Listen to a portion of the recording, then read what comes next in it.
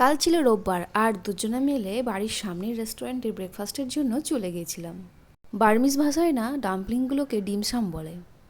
রবিবার বলে পুরো রেস্টুরেন্টটা এত ভিড় হয়ে গেছে, আমরা তো লাকিলি জায়গা পেয়ে গিয়েছিলাম বসার।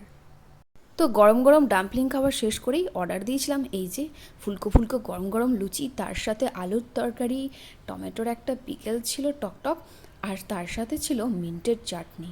কী যে সুন্দর খেতে ছিল, কী যে সুস্বাদু খেতে লাগছিল, তা যে কীভাবে তোমাদের ভাষায় প্রকাশ করি। আলুর তরকারিটাই আবার কারি পাতা গোটা সর্ষে ফোড়ন দিয়ে বানিয়েছিল, জাস্ট অসাধারণ খেতে হয়েছিল, এখনও মুখে লেগে আছে। আর লুচি তরকারি শেষ করে এই যে পর্ন কাটলেট নিয়েছিলাম, এটাও দারুণ বানিয়েছিল এখানে।